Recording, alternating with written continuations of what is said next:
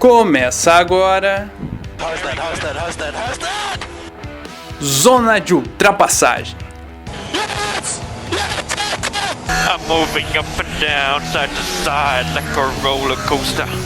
A resenha mais descontraída sobre automobilismo do Brasil. Come on, move! No more radio, the rest of the race.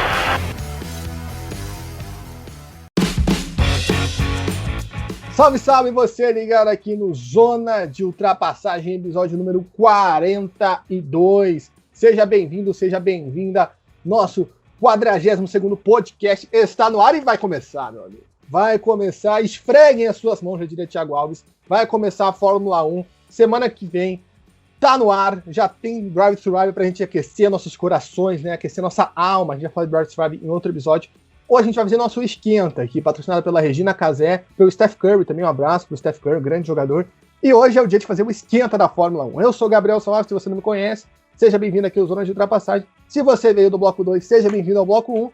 E é isso, antes de chamar aqui a Rapa, que complementa o podcast comigo, eu lembro você para seguir a gente nas nossas redes sociais, Twitter, @Zona de Trapézio, Instagram, @Zona de Ultrapassagem, e também nosso canal no YouTube. Confere lá, a gente posta os podcasts, também vídeos especiais sobre outras categorias. No momento tem só da NASCAR, mas daqui a pouco vai ter de outras categorias lá, você vai gostar bastante. Lembrando para você se inscrever no seu agregador de podcast favorito. Estamos disponíveis no Spotify, no Google Podcast, Apple Podcast, Pocket Cast, Breaker, Radio Public, Anchor e Podcast Go. Se tem a opção para dar coraçãozinho, dê coraçãozinho, 5 estrelinhas, o que tiver, você faz o que tiver para melhorar o nosso desempenho. Então aqui comigo, meus 3 companheiros, equipe completa, hoje Dream Team do Zona de Ultrapassagem formado para esse bloco 1. João Rai, diretamente de Portugal, que estava fazendo estrelinhas com a mão. João Rai, vai ter GP de Portugal de novo esse ano, hein, cara? Tu tá bem localizado, só faltou não ter vírus para você poder ir. Exatamente, Gabriel Salaf, só faltou esse pequeno detalhe aí de não ter o vírus maldito.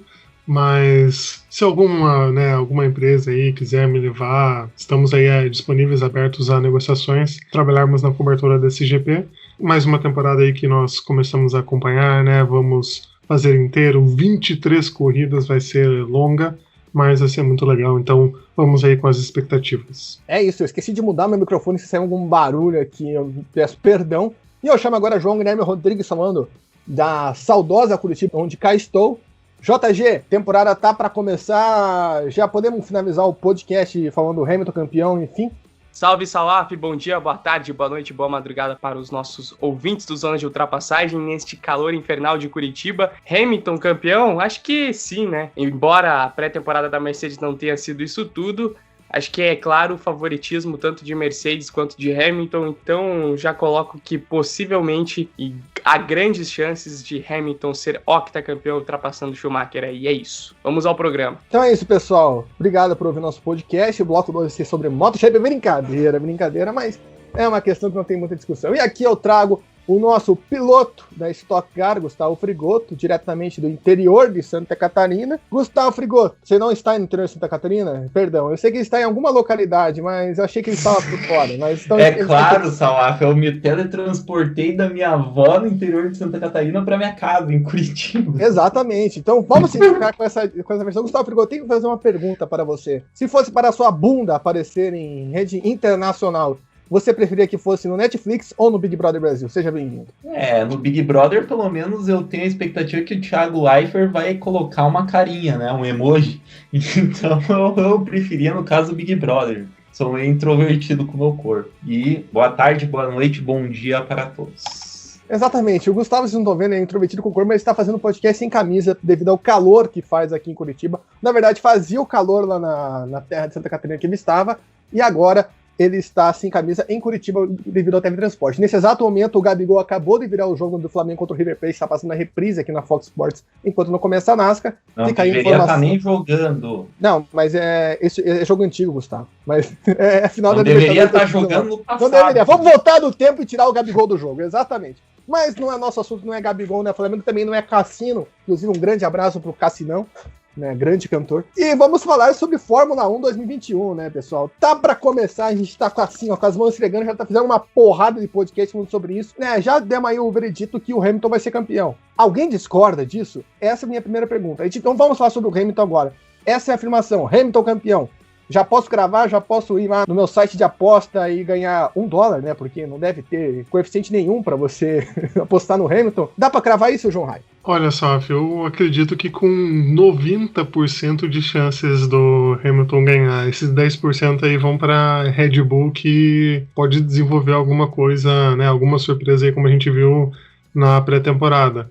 Mas não dou chances pro Bottas, eu dou mais chances pro Verstappen do que o Bottas tirar esse título do Hamilton, mas né, 90% é muito mais, né, pro Hamilton ganhar. Ó, o João não me deu 100% de certeza que eu posso cravar o Hamilton. Você crava ou ainda fica com uma pontinha de esperança no Verstappen, Gustavo Frigoto? Então, é a mesma história desde que o Rosberg saiu da categoria, né? Quando o Bottas veio para a Mercedes e a gente teve todos esses anos de apatia quanto à disputa ao título, da Hamilton, porque a Mercedes sempre consegue produzir o melhor carro, e isso é fato. Então a gente já dentro desse histórico, mesmo vendo uma pré-temporada instável da Mercedes, a gente já pensa, vai dar Hamilton de novo, né? A gente ficou acostumado com isso. Mas é que nem o Christian Horner falou, né? Uma hora a dominância cai. Isso foi com todas as equipes. Nos anos 90 a gente nunca esperaria ver a Williams onde estava, etc. E a gente não vai ver a Mercedes assim. Mas quem sabe esse ano eu dou 70% pro Hamilton. O complicado é o seguinte, eu não vejo o Verstappen ainda com constância suficiente, mesmo que com carro, para desafiar. E o Hamilton, querendo ou não, ele tem essa experiência, tem essa constância que o próprio Bottas não tem, que uma corrida ele vai bem e as outras 4, 5 ele oscila, fica para trás ou acontece uma hecatombe com ele. Então é difícil prever, mas é claro que o Hamilton é favorito. João Guilherme, nosso Castor de Andrade, como que tá esqueci como que é o nome, mas o overrails do Hamilton para ser campeão? As odds, isso, como que está aí? As odds para vencedor final da Fórmula 1 tá assim, Salap e amigos ouvintes. Pro Hamilton ganhar tá 1,5, ou seja, se você gastar R$1 na aposta, você ganha 50 centavos. Se você apostar R$100, você ganha R$50. É tipo isso, tá 1,5. Aí em segundo tá o Verstappen com 3,40, ou seja, se você apostar R$100, você ganha 340 caso o Verstappen seja campeão. Aí o Bottas aparece em terceiro com 15, então é um bom investimento aí.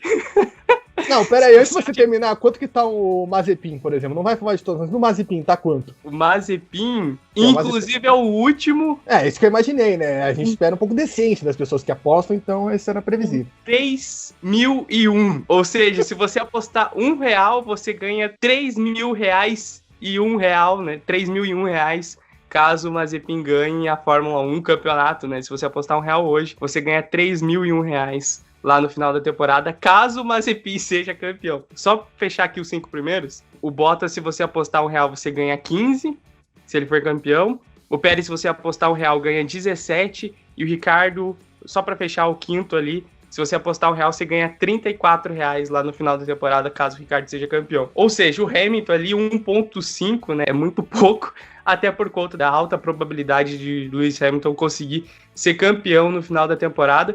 Até porque, se a gente for parar para pensar na situação, a tendência é que os carros não estejam tão diferentes do ano passado. Alguns devem ter evoluído, por exemplo, a Red Bull, que a gente já pode ter percebido um pouco por conta da pré-temporada, até por conta do motor da Honda, né? Que a Red Bull fez uma ótima pré-temporada, a AlphaTauri também. Mas é claro, é só pré-temporada ainda, mas partindo da ideia que os carros estão semelhantes ao do ano passado, é quase impossível você não cravar que a Mercedes vai dominar. E a partir disso, o Hamilton, né? O Hamilton conseguindo ser campeão lá no final do ano.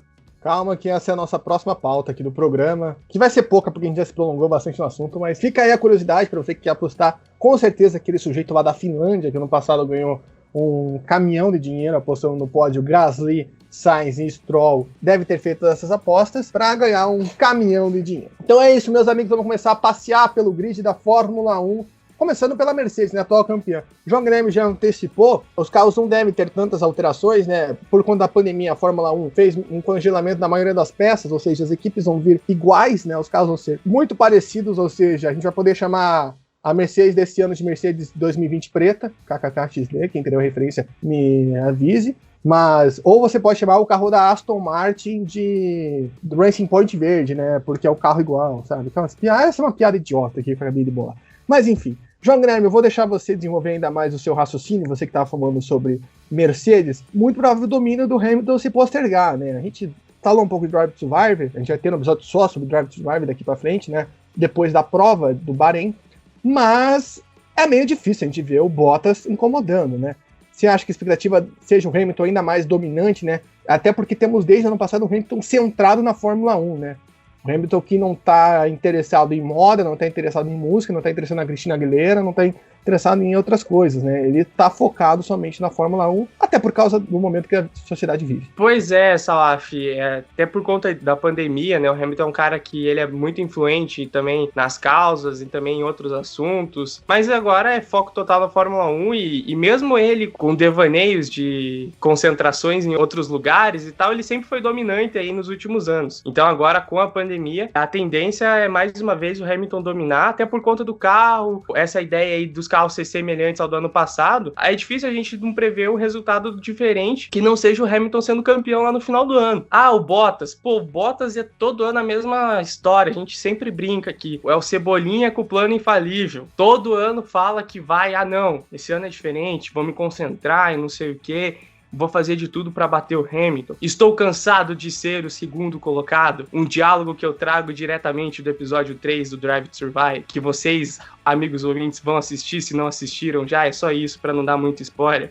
Então é sempre a mesma ladainha do Bottas, né? A gente chega na corrida lá, durante toda a temporada, vence 3 corridas, o Hamilton vence o quê? 10. Então é um patamar muito diferente, é uma prateleira muito acima que o Hamilton tá, que beira o Olimpo ali dos atletas de todos os esportes, enquanto o Bottas é apenas mais um corredor, um bom corredor, é verdade, mas que não engraxa nem a sapatilha do Hamilton ali, se tratando de pilotagem. É um bom piloto, mas não chega a tudo isso. Então fica difícil, né? A Red Bull pode vir bem e tal, mas a gente tá falando do Hamilton. E até vou trazer um rapidão aqui, algo que eu falei até no ano passado, o Hamilton só poderia perder o campeonato se em algum momento ele contraísse o vírus e isso pudesse tirar ele de algumas provas. E o engraçado é que no ano passado o Hamilton contraiu o vírus, só que ele já tinha sido campeão já. Então ele ficou de fora ali 2 corridas.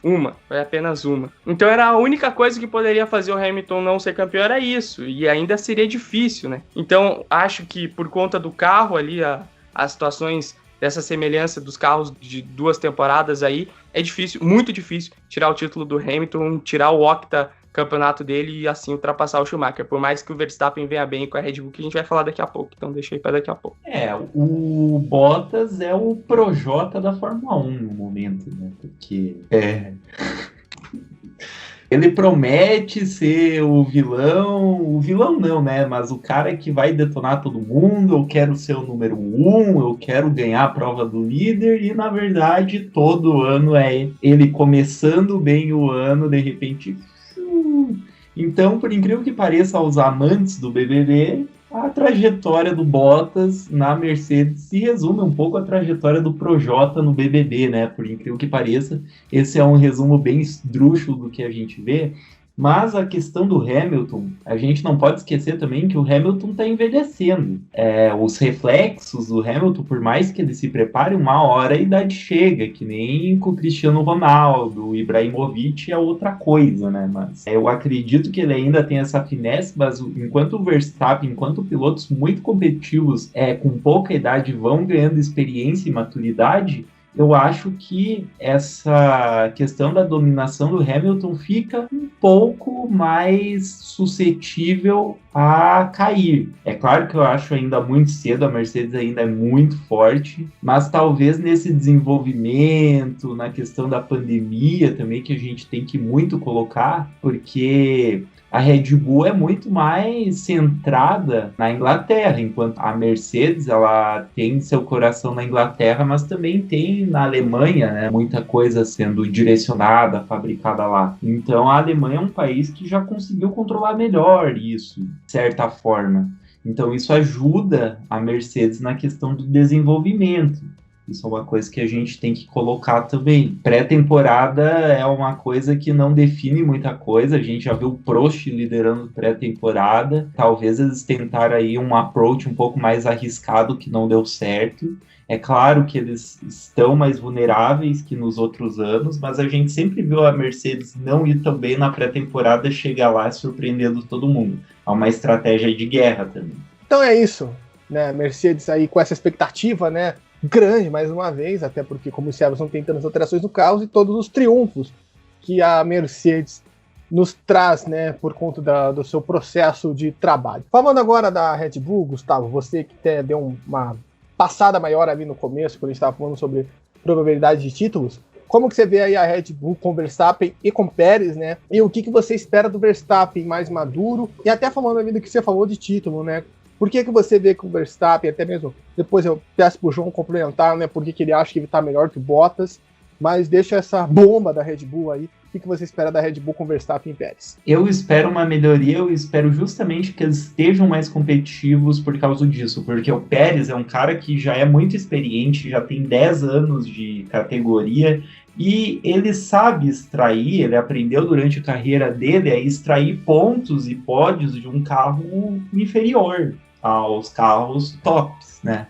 Então, eu acho que isso tem muito a acrescentar na Red Bull, porque, querendo ou não, por mais que ela seja um carro de ponta, ela não está na altura da Mercedes. Então, talvez essa experiência dele contribua para eles conseguirem um passo a mais contra a Mercedes. Nesse sentido, eu acredito que ele está num momento da carreira onde ele é mais constante que o Bottas, ou seja, ele vai conseguir ser essa espécie de wingman para o Verstappen, né? Um pouco disso, por mais que eu não goste de colocar pré-temporada como referência, a gente já viu ali na pré-temporada, porque ele conseguiu dar voltas constantes, e não sei se num primeiro momento ele vai conseguir chegar no desempenho do Verstappen, mas eu acho que ele vai colher aqueles pontos que a Mercedes vai perder, seja por erros, ou seja por qualquer circunstância de corrida que eles têm. Eu tenho dúvidas quanto à confiabilidade da Mercedes, não quanto à velocidade. Parece que eles tiveram problemas quanto a isso, por mais que pré-temporada realmente você pode tentar outra coisa, até andar fora do regulamento, mas eu acredito que a Red Bull com o Pérez vem mais forte sim, é um cara que tem a experiência que o Verstappen até então estava desenvolvendo e pode ajudar bastante.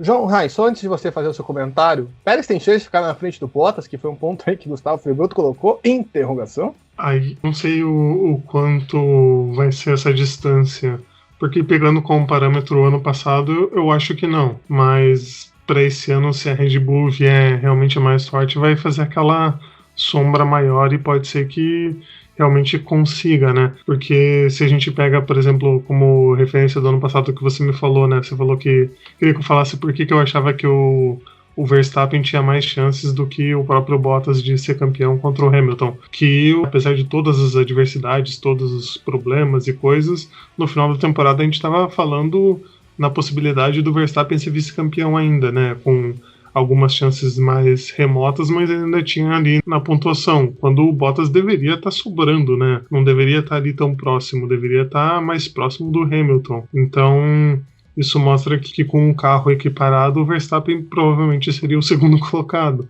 e não o terceiro. Então, para essa temporada que vem com esse carro mais forte, aparentemente, né? Eu acho que ele pode ficar ali mais próximo ainda nessa... Se não for campeão, o vice-campeonato parece mais próximo do que estava em 2020, né? E do Pérez, realmente não sei dizer aí. Aparentemente, né, no começo ele teve aquela adaptação e tal, que é normal acontecer, e depois conseguiu encaixar um ritmo mais interessante. Então, realmente, como o Gustavo disse, pode coletar esses pontos que o Albon principalmente não conseguia pegar para os construtores, mas difícil de colocar ele no Olimpo. Só para fechar rapidinho a Red Bull, vi que o João Guilherme Rodrigues também quer falar. JG, Pérez fora do G4, né, dos 4 primeiros, ia ser um sinal de fracasso do mexicano? Acho que seria sim, Salaf, porque o Pérez chega para fazer o que o Albon e o Gasly não fizeram nas 2 últimas temporadas, né?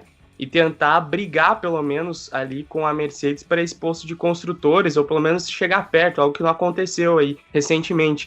E eu acho que cabe à Red Bull, pelo menos, dar um pouco mais de graça e competitividade ao único patamar ali, digamos assim, onde a Fórmula 1 não tem graça, né, nos últimos anos, que é esse Mundial de Construtores. E a briga pelo título? Que nem eu falei, é muito difícil talvez alguém chegar ali perto do Hamilton, mas a gente sabe que o carro da Red Bull pelo menos está demonstrando evolução na parte de motor.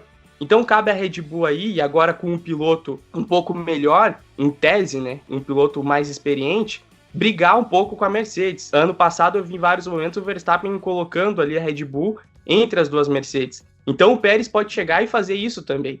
E aí parte uma briga aí de Red Bull com Mercedes. Talvez pelo campeonato de construtores, talvez em algum momento o Verstappen, até o próprio Pérez, pode fazer uma graça ali e ter competitividade no campeonato de pilotos. Eu acho muito difícil, mas a tendência é que pelo menos tenha um pouco mais de briga, o que não acontece nos últimos anos. Então por isso que eu acho que cabe a Red Bull dar um pouco mais de graça aí nessa parte da briga ali na ponta, porque a gente tem briga no pelotão intermediário, a gente tem briga lá no final, mas não tem essa briga na ponta. E sim, respondendo a sua pergunta, mais uma vez, acho que seria um fracasso pro Pérez, porque é justamente isso que a Red Bull espera dele, chegar e ser o quarto piloto ali, o segundo piloto da Red Bull, mas que faça a frente para a Mercedes, algo que Albon e Gasly não conseguiram fazer. Acho que ele ajuda no jogo de equipe mesmo, né? Nas estratégias, como o João Guilherme falou, de ficar entre as Mercedes e tal.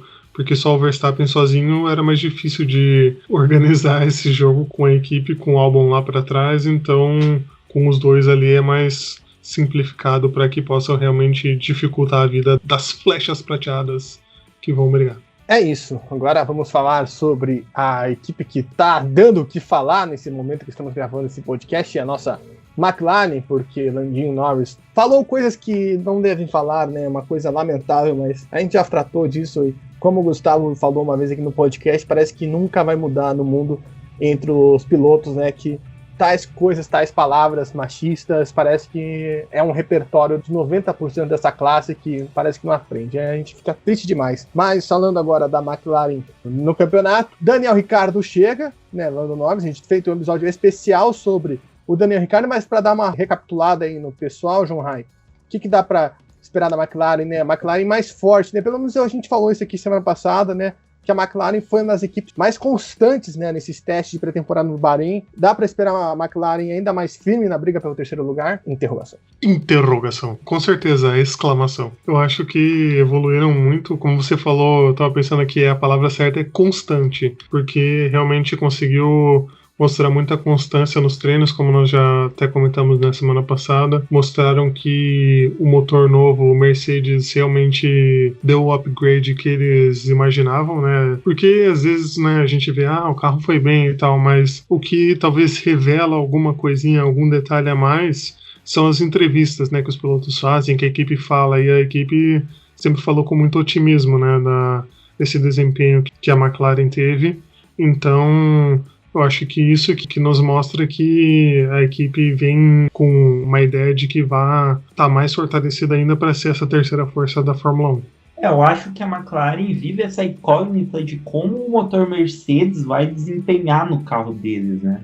Porque completamente uma transição, eles gastaram os tokens deles nisso, e a gente já viu declarações do Ricciardo que talvez isso seja uma incógnita para eles, mas eu gostaria de falar também, eu quero ver, porque isso não dá para passar despercebido, por mais que seja uma coisa fora de pista, não dá para passar despercebido, porque até envolve patrocinadores, envolve reputação de marca que pode manchar, de certa forma, a equipe, né?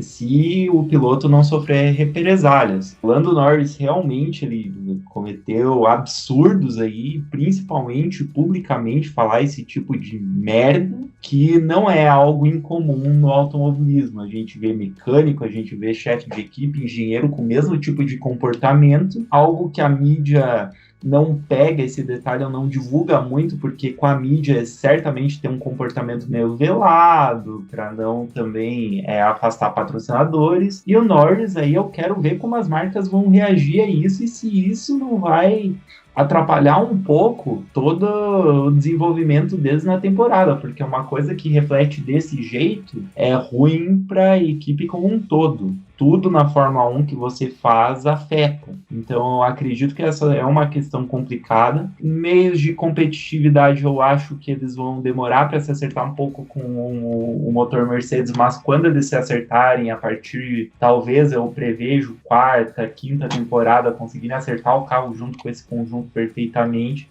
acho que eles vão dar muito trabalho ali, fora do eixo Mercedes-Red Bull. Só para deixar o pessoal mais consciente, né, a gente está gravando isso no domingo à tarde, ou seja, esse caso do Norris acabou de acontecer, né? A gente está pegando ele fresco, literalmente. Então, talvez você esteja ouvindo já na terça-feira o podcast, já tenha acontecido algumas consequências, o Lando Norris já tenha vindo a público falar aquele blá blá blá de sempre, né? Que a gente já está acostumado a ouvir quando surgem casos assim. Mas a gente está ainda na padaria aqui desse assunto, né? Já não pegamos um assunto mais requentado, mais trabalhado, vamos dizer assim. É isso então, a gente fica na guarda aí se isso vai refletir alguma coisa na temporada da McLaren e também ver como vai ser esse carro com motor Mercedes. Falando de motor Mercedes, outro carro do grid que usa o motor Mercedes é a Aston Martin. A Aston Martin, que é a antiga Racing Point, que é a antiga Force India, que é a antiga Jordan e assim vai.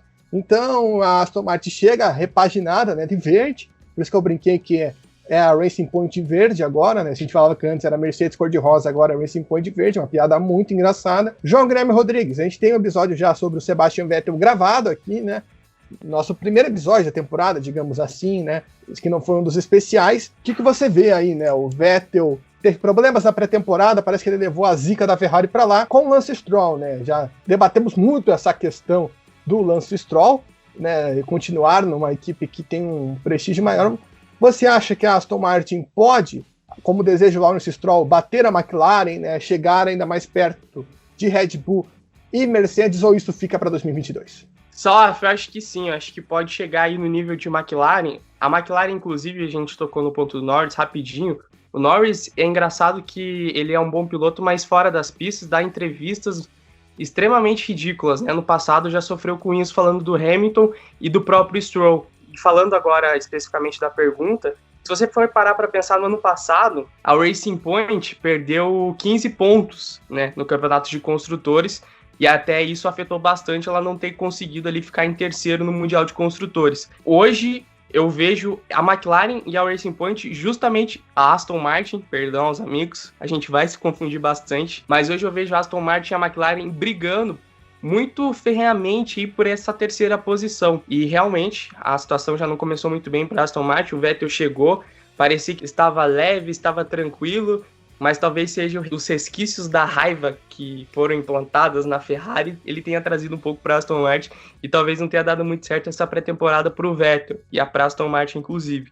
A gente percebeu que foi um dos carros que menos andou na pista na pré-temporada, já apresentou alguns problemas. A gente sabe que pré-temporada é o momento perfeito ali para você andar bastante, para você encontrar soluções que o carro vai apresentar. E quando você não anda muito, é um sinal de alerta, é claro.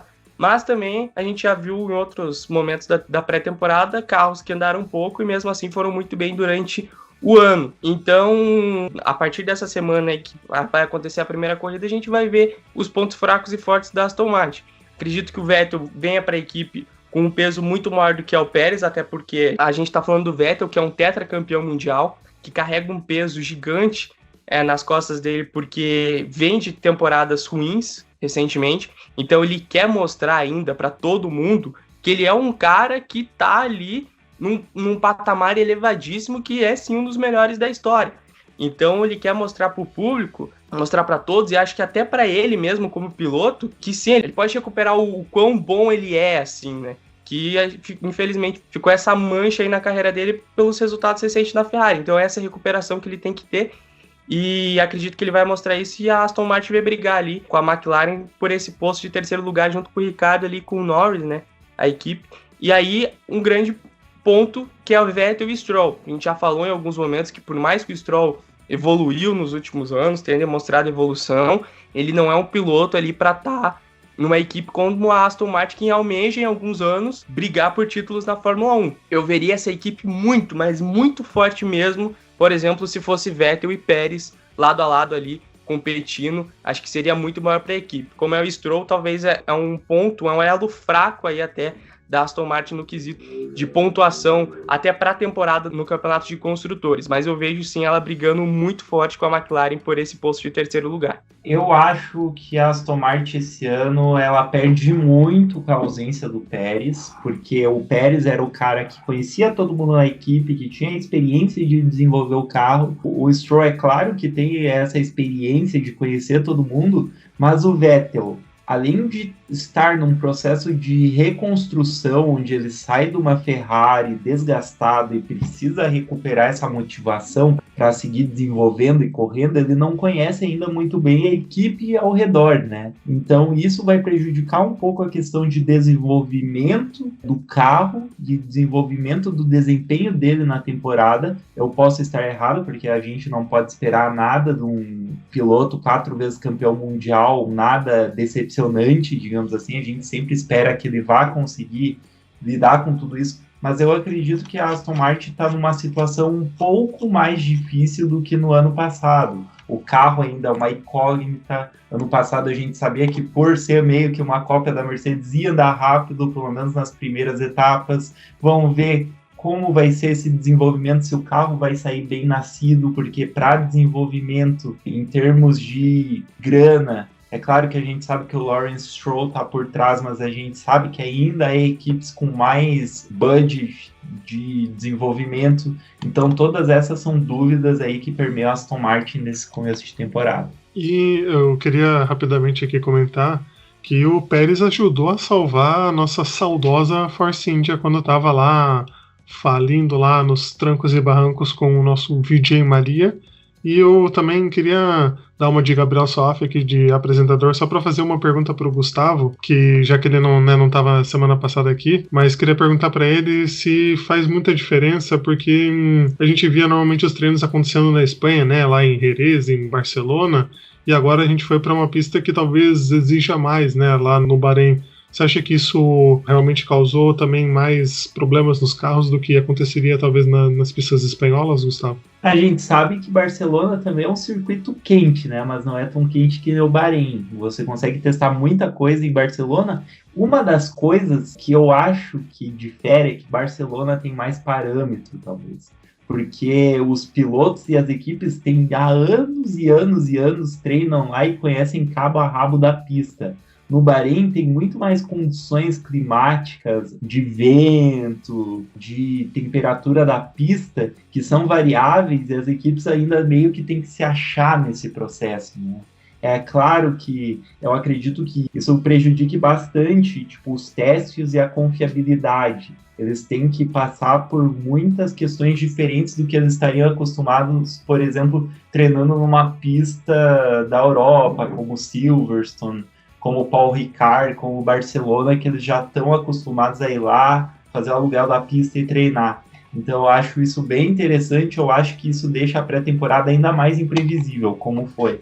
Exato, então vamos aí aguardar o que vem a nossa Aston Martin, a nossa balinha de hortelã, como já disseram semana passada por aqui, e vamos passar agora para Alpine, nossa antiga Renault, agora repaginada com novo visual, novo nome, novo look e um novo piloto. Novo velho piloto Fernando Alonso, né? Já tínhamos um episódio também sobre Fernando Alonso. E também Esteban com Gustavo Frigoto. A Alpine vive esse dilema, né? Desde quando trouxe o Ricardo, de que a gente vai chegar a brigar. Ano passado até chegaram, né? E com essa manutenção dos carros, você acha que a Alpine, junto com o Alonso, né? Que pode se demonstrar um bom piloto ainda, já falamos sobre isso no nosso podcast sobre o Alonso, pode brigar ainda mais por pódios, né? Ali engrossar essa briga com o McLaren e Aston Martin?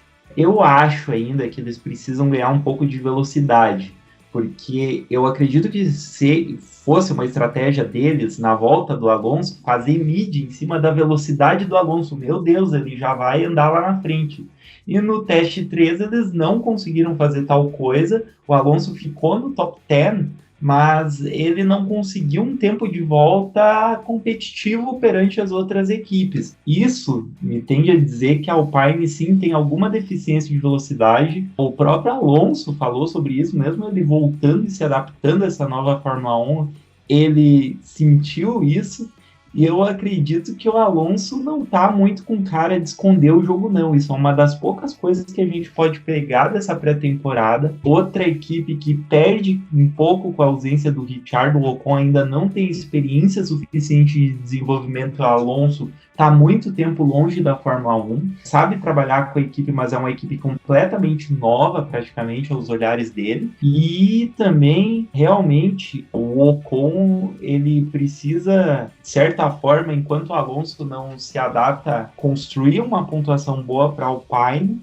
E a gente precisa ver se esse carro vai ou não vai ir para frente. Mas eu acredito que entre McLaren, entre talvez até mesmo Ferrari, é uma equipe que ainda não chega ali no mesmo patamar no momento, em termos de carro. Alpine menor que Ferrari, então, mesmo com toda a defasagem da Ferrari, João Rai? Fica aqui a dúvida. Olha, eu não sei se também a gente não sabe o que será da Ferrari, que falaremos depois, mas eu acho que para brigar pelo terceiro lugar, eu imagino que eles talvez estejam um degrau abaixo mesmo do que a McLaren e a Aston Martin. Então, não sei se, né, no nível da Ferrari, mas um pouquinho ali à frente, porque se fosse uma dupla, né, Alonso-Ricardo, você diria que é uma das duplas ali que vão chegar em cima, mas o Ocon, por mais que não seja um piloto ruim, ainda assim não é, né, um piloto de uma prateleira maior, de um nível maior. Então fica essa dúvida além do carro, né, que o Gustavo falou que não teve um desempenho tão agradável para a equipe. É isso, já vamos trazer a Ferrari então. João Rai, Ferrari com Charles Leclerc e Carlos Sainz chegando para dar uma repaginada na equipe, e fica aquele mistério que a gente falou semana passada, né? A gente achou o motor melhor do que do ano passado, né? Porque pior não poderia ser, mas a gente até chegou a essa conclusão por outros carros, né? Que a gente comentou aqui. Não só a gente, mas eu vi outras pessoas de outros podcasts falando que é a Alfa Romeo que dá esse sinal de, não vou dizer alívio, mas esse sinal de V da Ferrari, né, de bater no fundo do poço e voltar, tá começando essa subida. O que dá para esperar? A Ferrari vai ficar mais para trás ou vai engrossar ali a briga pelo terceiro lugar, né, fazer uma espetada? Se é melhor até que a Alpine, como o Gustavo Frigoto colocou, o que você espera aí da escuderia? Eu acho que, falando numa projeção realista, eu coloco a Ferrari ali atrás, obviamente, né, da Mercedes, Red Bull, da McLaren, da Aston Martin, e ali talvez, como a gente falou agora há pouco, brigando ali, tentando chegar na Alpine. Então é um bem meio de tabela mesmo. Aí, pensando com algum otimismo, é a gente pegar aqueles desempenhos que o Leclerc teve ano passado, de conseguir pontuações maiores e mais fortes ali, que o Sainz poderia talvez, né, acompanhar, porque ano passado só o Leclerc carregava a equipe, então agora pelo menos tem dois que podem, né, carregar. Então isso que pode dar esses pontos que a Ferrari necessita. Mas eu também, né, como as outras equipes melhoraram, né, não estão no mesmo patamar do ano passado, tiveram evoluções, isso que é o que complica, né? A Ferrari pode melhorar, mas as outras também melhoraram, então não sei se vão conseguir tirar tantos pontos assim. Gustavo, você falou aí da Ferrari na frente da Alpine, você acha que a evolução da Ferrari com o motor e com os pilotos, né, com o Carlos Sainz no lugar do Vettel, é o suficiente para a Ferrari voltar a um top 5 da Fórmula 1 ou ainda vai ter dificuldades para isso acontecer? Eu acho que as dificuldades da pré-temporada para a Ferrari não refletem exatamente o patamar que ela está no momento. Eu não vi nem o Leclerc, nem o Sainz na pré-temporada eles darem, digamos assim, aquela volta, o máximo que eles poderiam no carro. Eu acredito que a estratégia da Ferrari de pré-temporada seja um pouco diferente, é para tentar mascarar realmente essa temporada ruim que eles tiveram e esses déficits de desenvolvimento. Mas eu acredito que justamente pela frustração no ano passado e por tudo que eles tiveram que estudar com a troca de equipe, eu acredito que a Ferrari esteja num processo de revitalização e acredito que eles vão ser mais competitivos do que eles demonstraram na pré-temporada já no começo da temporada. Porque a gente não pode se esquecer, o ano passado deles foi horrível, mas Ferrari é Ferrari. Concordo até com os amigos aí, só acho que a Ferrari, falei isso até semana passada, só vou repetir, a pré-temporada ela ainda é pré-temporada, ela não começa a temporada de fato, o que a gente tá fazendo aqui são previsões apenas. Mas o que deu para perceber, pelo menos naqueles 3 dias ali no Bahrein, é que uma diferença pelo menos do motor, porque no Bahrein ela exige muito do motor, e o motor da Ferrari parece ter uma evolução. A concentração da equipe italiana é total para 2022, mas pode ser que pode ter respingado um pouco aí em 2021, a gente possa ver um motor muito melhor do que em 2020, até porque o sarrafo estava lá embaixo, né, com aquele motor que chegava na reta e todo mundo ultrapassava.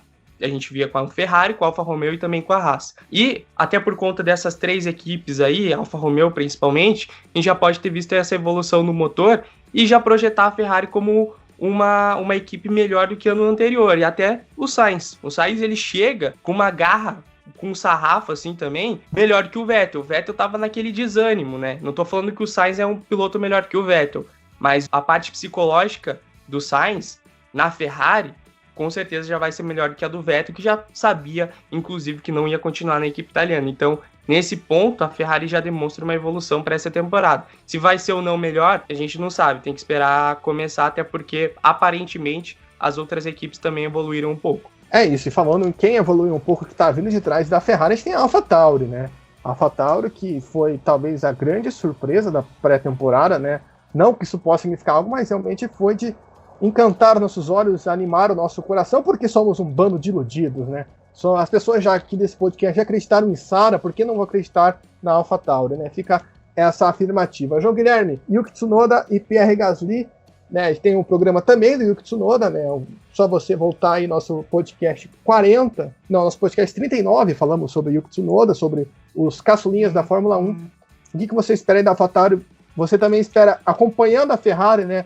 Ano passado a gente ficou com essa expectativa, né? Se a AlphaTauri ia conseguir brigar com a Ferrari pela 6ª posição. Você acha que esse ano é mais possível? Eu acho que sim, Salaf. E a gente trata o Tsunoda lá naquele episódio de uma maneira muito mais profunda. Mas chegando aqui, eu vou falar de maneira resumida. É um piloto que tem uma evolução gigante nos últimos anos. Venceu 3 corridas no ano passado e chega como um dos melhores possíveis estreantes aí da Fórmula 1, né? Principalmente porque o Schumacher e o Mazepin vão estar num carro ruim e o Tsunoda num carro muito melhor. E a expectativa é que ele consiga evoluir bastante ao lado do Pierre Gasly e até o carro, né, consiga evoluir, porque a gente viu aí pelo menos uma melhora do motor Honda. A gente tá vendo aí a AlphaTauri diferente do que era a Toro Rosso, que é apenas uma segunda divisão da Red Bull, já é uma irmã que quer mostrar o seu valor, que quer ser também competitiva, e ano passado a gente viu isso, o Gasly vencendo corrida, tendo bons resultados, o Kvyat foi muito bem também no final do ano, então a gente viu a melhora da AlphaTauri já em relação a Toro Rosso no ano passado,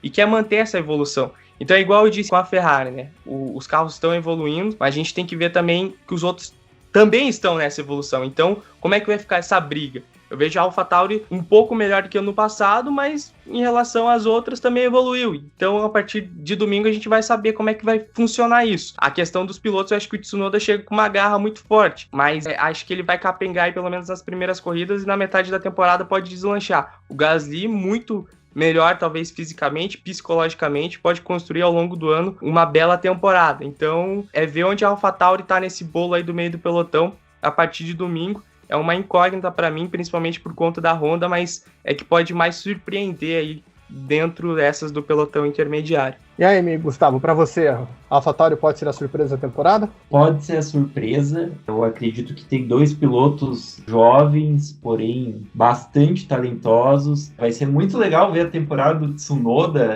o que ele vai aprontar. Ele prometeu bastante na pré-temporada, mas a gente não sabe ainda qual vai ser o ritmo de corrida dele, o que ele vai aprontar na pista. Até mesmo teve uma entrevista do Franz Tost, né? Já faz um tempo que ele esperava realmente que o Tsunoda errasse no começo da temporada, seria mesmo a questão de como ele aprenderia com esses erros para o futuro do desenvolvimento dele.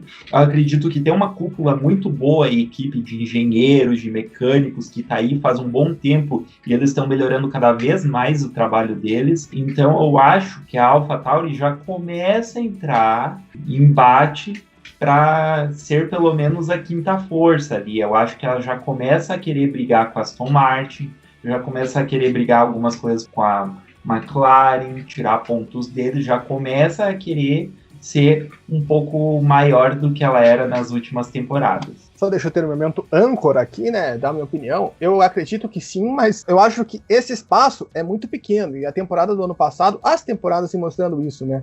Desde que você pega lá 2018, que a gente teve a briga envolvendo Renault, envolvendo McLaren, envolvendo a Haas, né, pela 4ª posição. Na época a gente tinha a Ferrari fazendo o G3 com a Red Bull e com a Mercedes. Ano passado a mesma coisa, né, McLaren, Racing Point e Renault próximas. Então se você aproxima a briga, né, você fala, a AlphaTauri vai brigar com a McLaren, então não é nenhuma briga por 5º lugar. Acho que todo mundo aí nesse bolo, dessas 5 equipes que a gente falou, vai brigar pela 3ª posição. Então acho que vai ser um bololô bem legal de acompanhar essa temporada. Se ano passado já foi legal com 3 equipes, esse ano podemos ter 5. Então vai ser algo espetacular. E falando em equipes que podem aparecer, essa aí eu acho que vai ser esporadicamente, mas ao menos no Bahrein a gente viu alguma coisa mais agradável, podemos dizer assim, em relação ao ano passado, é a Alfa Romeo, né? Manteve os pilotos, né, chocando muita gente, inclusive nós, né, Raikkonen e Giovinazzi, mas até veio com performances melhores ali do que ano passado. Parece que, como eu falei antes, né, com eles deu para sentir que o motor Ferrari está mais confiável, né, do que aquela desgraça que estava no passado. Gustavo Frigoto, você acha que a Alfa Romeo vai conseguir se distanciar do fim do grid, né? Porque esse foi o problema no passado, né? Eles andavam muito com o Haas, com o Williams, chegando até largar atrás, né, dessas duas equipes, né? Em alguns momentos, o Giovinazzi, o Raikkonen saiu, né, na 20ª posição em algumas corridas. Você espera ver a Alfa Romeo ficando um pouco mais acima desse cenário, pelo menos, e brigando por alguns pontinhos? Acredito que sim, realmente difícil para a gente prever até então.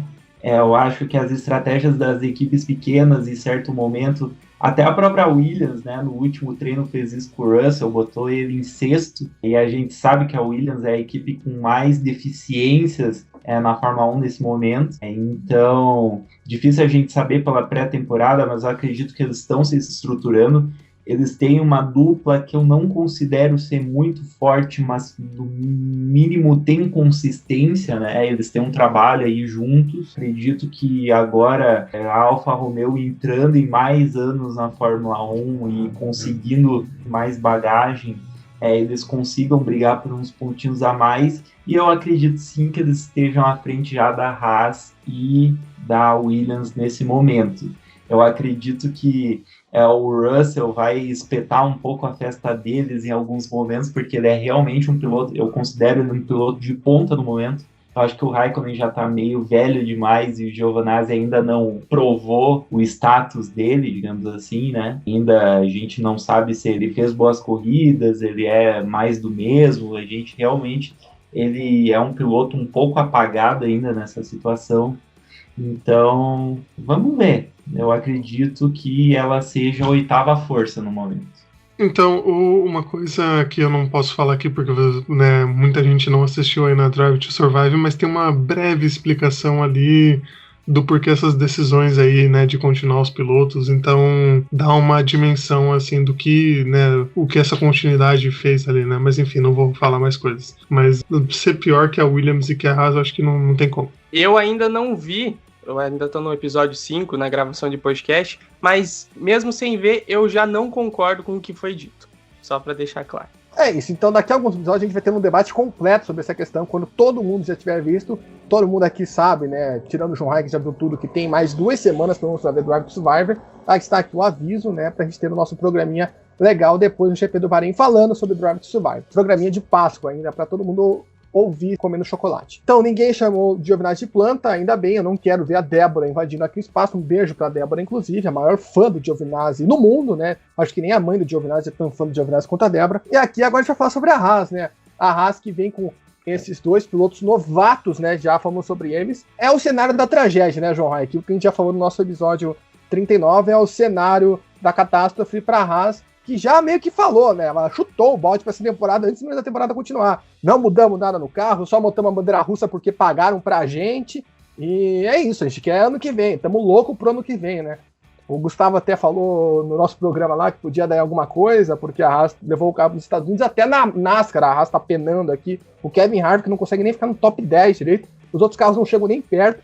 A gente falou sobre isso lá no YouTube. Mas é o cenário da tragédia para essa temporada da Haas, né? Só não saiu para se manter para o ano que vem. Exatamente, Sof. Foi uma coisa que você falou até em outro episódio que nós gravamos, que é a Haas tá aí pela sobrevivência, para se manter. Porque de resto não dá para esperar nada.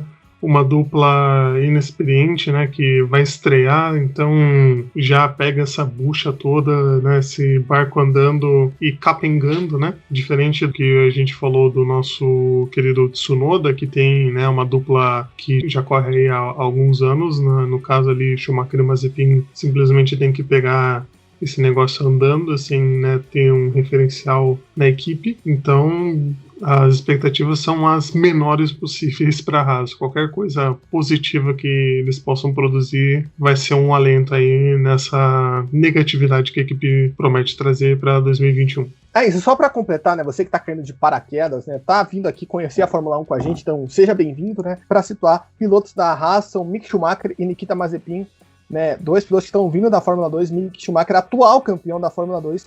Se você quer saber mais sobre eles, nós temos um podcast 39 que é inteiro sobre a Haas e também sobre o Yuki Tsunoda, que é outro piloto que vem da Fórmula 2. Falando em pilotos que vieram da Fórmula 2, o campeão da Fórmula 2 de 2018 está indo aí para sua terceira temporada na Fórmula 1, né? George Russell, ainda na Williams, ainda com todo mundo querendo que ele vá para Mercedes, até o Bottas deve querer que ele vá para Mercedes, né? Não é possível. E, João Guilherme, a Williams, ela deu uma esperança, né? Pelo menos eu já falei isso várias vezes aqui no Boletim do Paddock. Para quem perguntar, eu acho que a Williams não vai ficar em último esse ano. Mas não porque a Williams tá melhor, mas é porque a Haas tá na lama. E você acha isso? E também, o nosso Gustavo Frigoto falou há pouco que vê o Russell continuando incomodando a Alfa Romeo, mesmo com a Alfa Romeo crescendo um pouco, né, em relação ao ano passado. Você acha isso? Você acha que o Russell vai conseguir, enfim, conquistar os seus pontos pela Williams? Tem essa questão que está em aberto. Pois é, né, só até é difícil falar da Williams por conta desse momento, né? Eu acho que o carro vai ser melhor do que é o da Haas, mais por demérito aí da Haas do que mérito da própria Williams. E eu vejo o Russell aí nessa terceira temporada do piloto campeão, né, da Fórmula 2 de 2018. Eu vejo o Russell brigando ali mais com as Alfas Romeo e o próprio Latifi ficando um pouco mais estagnado e brigando um pouco mais com as Haas de Mick Schumacher e Nikita Mazepin. Isso por conta da disparidade que eu acho que encontra tecnicamente dos dois pilotos, né? O Russell é um piloto melhor do que o Latifi. O Latifi tem a sua habilidade lá, por sinal, mas não vejo ele com um grande sucesso aí na Fórmula 1 daqui a alguns anos. O Russell já é um piloto mais casca-grossa. O que ele fez com a Mercedes no ano passado, lá quando o Hamilton ficou ausente, algo que mostra o quão grande ele pode ser. E cabe isso a ele, né? O Russell, embora o carro da Williams pode ser melhor aí que o da Haas, mesmo sendo um carro ruim, ainda seja melhor que o da Haas e talvez um pouco pior do que o da Alfa Romeo, é brigar com essa Alfa Romeo para justamente isso, para ele mostrar o seu valor de colocar a Williams talvez num patamar que não é o dela, um patamar um pouco acima, é brigar com a Alfa Romeo, e o Latifi eu espero isso, por mais que ele tenha a sua habilidade, por sinal e tal, mas eu vejo ele abaixo aí do Russell e mais no padrão Williams ali de realmente brigar com a Haas de Mazepin e também do Schumacher. É isso que eu tenho para dizer da Haas aí, que vem, embora ainda bem lenta, uma evolução conforme os anos aí. É claro, a gente não vai ver a Williams de antigamente, mas já é melhor, por exemplo, do que a Williams lá de 2019. Já pode ser melhor do que a Williams de 2020. Exato, só para pontuar, né, eu acabei de me criticar, né, me corrigir antes e esqueci de falar que o companheiro do Russell é o Nicolas Latifi. Só para fechar as equipes, Gustavo Frigoto, você falou a questão do Russell, eu quero que você explique melhor agora que estamos falando do Russell. E também, você espera alguma coisa do Latifi, né, que muita gente falou, só tá aí porque paga, não sei o que, é um absurdo ter piloto como o Latifi. Até porque o Latifi é um cara que o pai, né, salvou a Williams, basicamente, no passado, durante a pandemia, antes da venda da equipe. O que você espera dessa dupla aí da equipe britânica? Então, eu acho que a Williams é a equipe ainda que menos tem orçamento no grid, né? Vê um processo de revitalização, novos investimentos, novos compradores. Eu acho que o Russell, nesse momento da carreira, ele tem que ter paciência, porque o Hamilton tá quase se aposentando, digamos assim. Ele tem poucos anos de Fórmula 1 e grandíssimas chances dele assumir esse posto, o posto mais cobiçado da Fórmula 1. A gente vê como injusta a situação do Russell, com o potencial que ele tem ficar todo esse tempo na equipe mais fraca do grid, né? Mas a gente vê pilotos como o Hülkenberg que nunca tiveram sua chance. Ele sabe, no fundo, que ele só está esperando o momento certo para entrar, dependendo da decisão do Hamilton. E se esse momento demorar, eu não acredito que ele vá substituir o Bottas pelo fato do Bottas ser o piloto experiente da equipe pós-Hamilton, o piloto que ajuda no desenvolvimento, e colocar alguém que tem certo contato com a equipe, com certeza ele tem contato com a Mercedes, mas entrar assim em um time que está ganhando tudo seria uma decisão um pouco complicada. Então acho que no futuro a Mercedes vai pegar o Bottas na ausência do Hamilton, vai continuar com ele e vai pegar o Russell também, seria uma equipe bastante forte. Eu acho que ele vai querer continuar mostrando que ele é um dos melhores pilotos da nova geração, se não o melhor. Ele vai continuar mostrando que ele consegue tirar leite de pedra do carro da Williams, por isso que eu acho que ele vai ameaçar inclusive a Alfa Romeo de certa maneira. E o Nicolas Latifi, ele vai tentar completar as corridas, porque realmente ele ainda não demonstrou a velocidade. Claro que a deficiência dele é muito mais em qualificação do que a corrida, mas ele é o primeiro voto junto com o Nikita Mazepin para ser o fundão do grid esse ano. Só para destacar, né, o Latifi, que é um dos pilotos que consegue completar mais provas, né, mesmo tendo um carro que não é da melhor qualidade, ele só abandonou 3 provas, né, na temporada no ano passado. Eu vou fazer um comentário quanto a isso, porque isso não quer dizer nada. Porque... Não, não, eu sei, mas é que só quer pontuar uma coisa que a gente até comentou, tem um episódio ano passado sobre isso, que a gente até levantou essa questão, por que o Russell quebra tanto e o Latifi não? E aí, acho que foi você mesmo que falou ainda, porque o Russell quer pontuar, então ele vai até o limite do carro. E o que acontece quando chega no limite do limite? O carro se espatifa, né? Vai embora, perde, passa da zebra, se perde. Então o Latifi, ele consegue essa constância muito por ele não querer apostar tanto, né? Por ele tentar se manter pianinho, e às vezes ele até consegue. Eu lembro que esses dias eu tava num debate num grupo que tava falando, nossa, o Latifi terminou tantas vezes em 11º, justamente por isso, porque ele vai na calma dele, e quando você vê, se todo mundo quebra na frente, o Latifi vai subindo no pelotão e tá perto de pontuar. Chegou perto 1 ou 2 vezes ali com esses 10 primeiros lugares, não quer dizer muita coisa, mas eu só quis dizer aí que nessa missão que você falou, que é concluir provas, né, que você pontuou na sua fala, o Latifi é capaz, pelo menos é o que ele tá mostrando. Se isso demonstra que ele vai melhorar, não demonstra. Então, deixa eu deixar bem claro para você, Gustavo Frigoto, não acho que o Latifi é o melhor piloto do mundo, apesar de ter pessoas que gostam disso. Um beijo para a Bruna Rodrigues, lá do Globoesporte.com, grande fã de Nicolas Latifi. Pessoal, hora da gente fazer aquele nosso bolão, já que o nosso tempo tá para lá de estourado, né, mas vamos fazer rapidinho esse bolão aqui, nossas apostas para a temporada. Eu acho que ninguém aqui vai apostar diferente. Levante a mão quem não quer apostar no Hamilton campeão. Ninguém levantou, então Gustavo Frigoto levantou de palhaçada ali, mas Hamilton campeão. Eu quero que vocês completem o pódio, né, 2º e 3º da temporada, aposta e fracasso da temporada. Aposta no caso revelação, né? Revelação da temporada e fracasso. Gustavo Frigoto, você é o primeiro, fecha o seu pódio e os mais 2 ingredientes aí dessa nossa listinha. Meu pódio da temporada, por mais que eu levantei a mão, não vou conseguir. Primeiro Hamilton, segundo Verstappen e terceiro Bottas. Decepção da temporada, e eu acho que vai ser... Tá difícil. Tô pensando aqui. Sebastian Vettel. Mais uma vez. E revelação? Surpresa. Revelação, acredito que seja Yuki Tsunoda. Vamos usar a palavra surpresa, mas o Tsunoda se enquadra também no caso surpresa e também revelação. João Rai, seu pódio, frustração e surpresa. O meu pódio, eu vou de, obviamente, Hamilton, Verstappen e o Bottas. De revelação, só para apostar diferente, eu vou de Mick Schumacher. E de frustração, de fracasso do ano, eu também vou com o Gustavo. Eu fiquei pensando entre Alonso e Vettel. Eu acho que o Vettel tem mais expectativa em cima dele, então se falhar vai ser pior. João Guilherme Rodrigues, fecha o seu pódio, surpresa e fracasso, decepção. O pódio eu vou contra aí os amigos, vou colocar, obviamente, Hamilton em primeiro. Não é essa que eu vou contra. Mas vou colocar o Bottas em segundo. Não, ele não vai fazer frente ao Hamilton. Não. O plano dele, infalível, vai falhar mais uma vez. Mas ainda coloco ele em segundo, brigando com o Verstappen, mas vejo o Verstappen ainda em terceiro. E é isso. Hamilton, Bottas e Verstappen. Revelação, poderia colocar Alonso, né? Piloto jovem aí, sendo revelado aí esse ano para a Fórmula 1. Possivelmente pode ser uma revelação, mas não vou colocar ele. Vou colocar Eu aposto muito no Ricciardo até com a McLaren, mas eu vou colocar o Tsunoda até pela frase, né? Revelação, surpresa. Eu acho que ele vai ser uma grata surpresa que a gente possa ver esse ano na Fórmula 1. Decepção, eu não vejo o Vettel como decepção. Eu acho que o Alonso também, até pelo carro, eu acho que ele vai conseguir bem. Talvez a decepção fique com o Sainz. Eu vou colocar o Sainz como decepção e porque talvez muita gente veja ele como batendo de frente ali com o Leclerc e eu acho que isso não vai acontecer. Então, mas só por causa disso eu acho que eu vou colocar a decepção com o Sainz. Por mais que eu ache ele um ótimo piloto, a decepção vai ser... Porque eu não vejo o Alonso, por mais que acredito que ele não vá tão bem, eu não vejo o Alonso decepcionando tanto assim e ficando, por exemplo... Para mim, decepção seria se o Alonso perdesse pro Ocon. Eu acho que isso não vai acontecer. Então, decepção, eu vou ficar com o Sainz aí. É isso. E eu não lembro agora se eu acertei o pódio no passado, mas eu sei que surpresa e decepção eu lembro que eu acertei. Isso eu lembro. Quem quiser ouvir, volta lá no nosso podcast 4, que tem isso.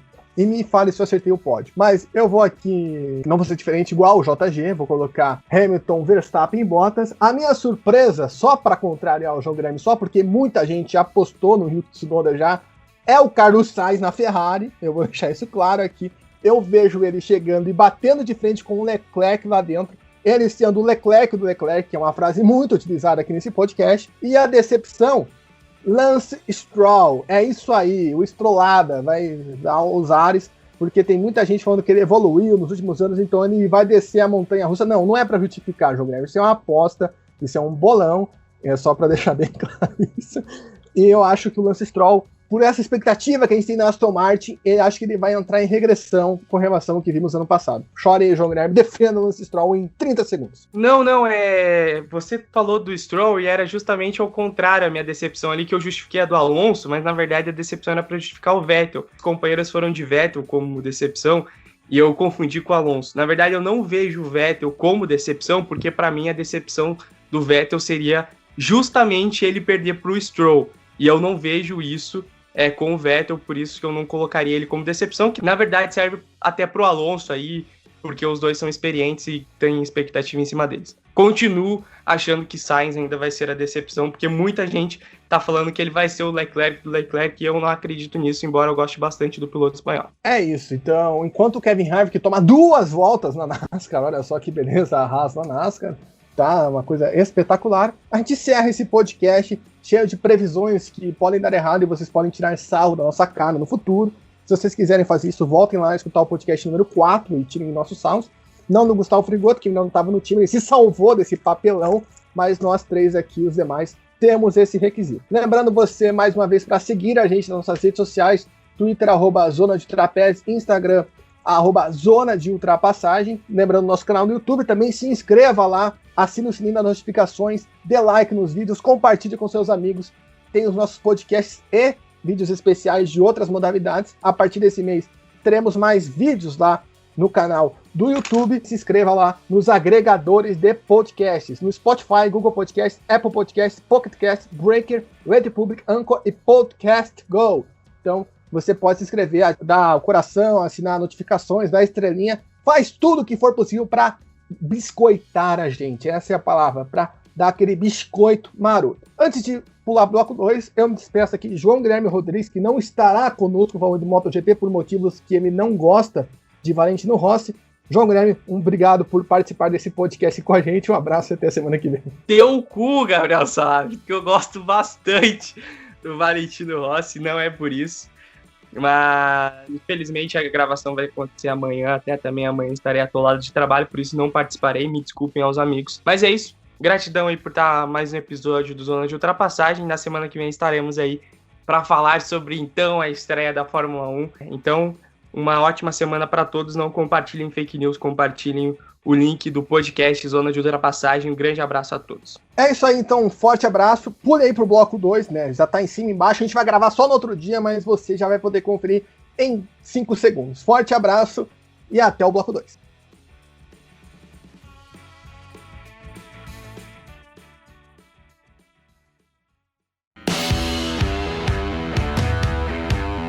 Não saia daí. See you later. O Zona de Ultrapassagem tem o pit stop mais rápido da podosfera brasileira. Já voltamos. Remember to drink, to remember to drink.